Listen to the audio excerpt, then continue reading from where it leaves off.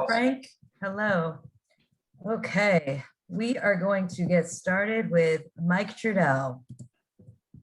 Hey, Frank, Anthony just took us through how he's feeling, said his plan is to play tomorrow. He got some work on the back and it feels better than it did during the game. Just want to get your perspective on that and how you're thinking about his availability for tomorrow as well. Yeah, I mean, we got to follow the lead of the medical team. We're already trying to be responsible with his minutes, and obviously we'll have to see how he feels tomorrow. It's tough not having him in there, but obviously, we got to make the best decision for health. That's the biggest thing for us is to try to be healthy, and we'll see how he feels tomorrow. Hopefully, he can go. Frank, it's such a small sample size, but the minutes that he was out there, how did you feel about the ball movement, the playmaking, and trying to get into different sets without the other three guys that were out as well? Yeah, we didn't have a great rhythm to start the game. I thought that would have worked itself out if we stayed whole, but just one of those nights. Okay, Kyle Goon, please. Hey, Frank. At a lot of the games you played without LeBron was on the bench. Is there a medical reason why LeBron hasn't joined the team the last two games? No. All right, Dave McMenamin, please.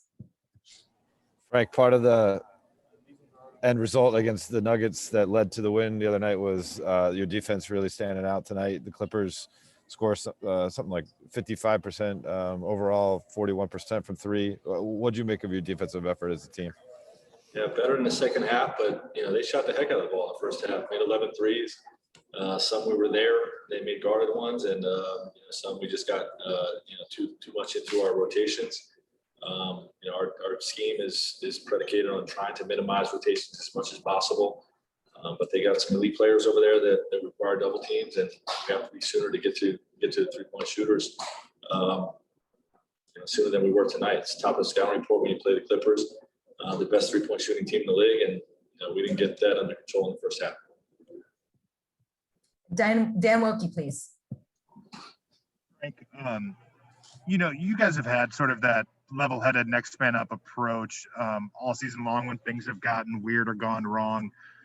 But at a certain point, have you noticed, has this stuff been dispiriting? And obviously, look, AD might only be one game, but it was, 9 minutes tonight. You spent a day trying to figure out how you're going to make this work, and you get 9 minutes to look at it.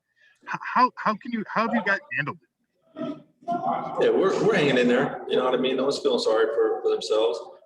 We know we got to be better, even under adverse circumstances. The mid-game loss of Anthony was tough. I mean, we basically spent the last 2 days trying to figure out how we're going to be creative and making him the focal point. And when he's out, we're left to adjust on the fly again. And we didn't adjust well enough. But like I said, nobody's feeling sorry for us. We're not feeling sorry for ourselves, and we have to be better competing through adverse circumstances. To follow up real quickly, Frank, Anthony said that he viewed tomorrow as maybe the biggest game of the year because of the implications in the playoffs. Do you view it that way, or is it kind of you guys got a bunch of games left? How do you view the importance of that game? Every game we play is important right now. Obviously, the head-to-head implications matter in the standings, but it mattered tonight too, and it's going to matter the game after Portland as well. So we don't really try to highlight big games. We compete and give everything we got every game. Okay, we'll just do one or two last questions. Jovan, please.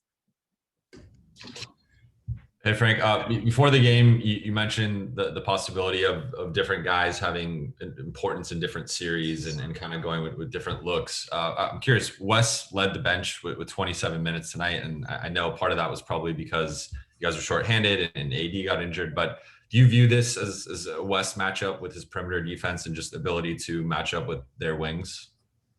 Yeah, any matchup in the playoffs, where they have elite perimeter players, Wes Matthews, is likely going to be a factor in that series. He's an exceptional perimeter defender and brings a toughness to our team. And I think you saw that tonight with how he competed and used his voice leading our group. He's a tough dude, man. We're lucky to have him, and he's certainly going to be a factor in matchups like this. Yes.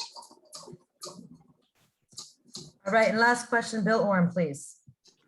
Hey Frank, you kind of raised this question with your previous answer. If there's not a medical reason for LeBron not to be on the bench, why has he not been with you over these last couple of games? He's just not here. He's with us. He's with us at shoot around this morning. He's not going to be on this trip to Portland, and he'll rejoin the team after that. All right, thanks so much, Frank.